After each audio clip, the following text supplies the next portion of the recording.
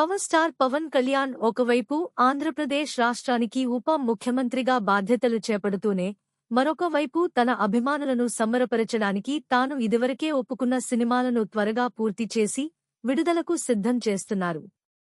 ఈ విధంగా తీరిక లేకుండా గడుపుతున్న పవన్ కళ్యాణ్కు ఇటీవల సడన్ షాక్ తగిలింది.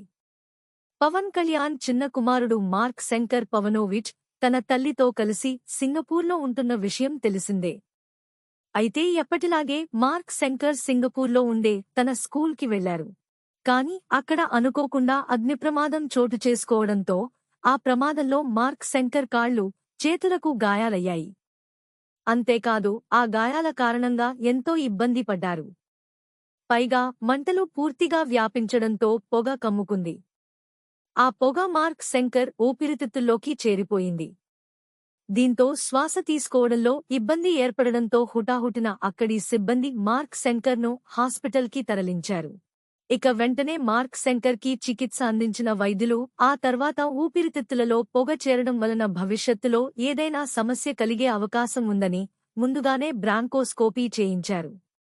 ఈ విధంగా 4 రోజుల పాటు హాస్పిటల్లోనే చికిత్స అందుకున్నారు మార్క్ శంకర్. ఇక ప్రస్తుతం మార్క్ శంకర్ కోలుకోవడంతో పవన్ కళ్యాణ్ తన భార్యను మరియు కుమారుడిని తీసుకుని హైదరాబాద్కు వచ్చిన విషయం తెలిసిందే. ఇకపోతే మార్క్ శంకర్ హైదరాబాదుకి రావడంతో అభిమానులు పలు రకాలుగా తమ అభిప్రాయాలను కూడా వ్యక్తం చేస్తున్నారు. అసలు విషయంలోకి వెళ్తే పవన్ కళ్యాణ్ ప్రస్తుతం అటు రాజకీయాలు, ఇటు సినిమాలు అంటూ బిజీగా తీరిక లేకుండా గడిపేస్తున్నారు. కాబట్టి ఇకపై తన కొడుకు బాధ్యతను తన అన్నయ్య చిరంజీవి, వదినమ్మ సురేఖ దంపతులకు అప్పగించనున్నారట. చిన్నారికి సంబంధించిన ప్రతి విషయంలో కూడా వీరిద్దరిదే నిర్ణయం కావాలని పవన్ కళ్యాణ్ అనుకుంటున్నట్లు సమాచారం.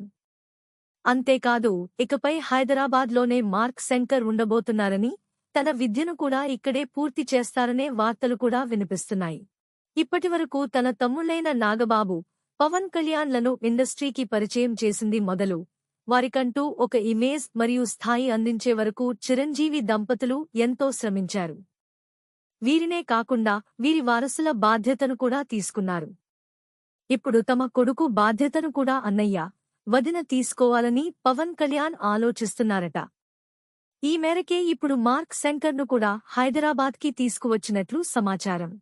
మరి ఇందులో ఎంత నిజం ఉందో తెలియదు కానీ ఒకవేళ మార్క్ శంకర్ కెరియర్ చిరంజీవి చేతిలో పడిందంటే మాత్రం మార్క్ శంకర్ ఊహించని స్థాయికి వెళ్లిపోతారని మెగా అభిమానులు కామెంట్లు చేస్తున్నారు. ఈ వీడియో మీకు నచ్చినట్లయితే లైక్, షేర్ అండ్ సబ్స్క్రైబ్ చేయండి.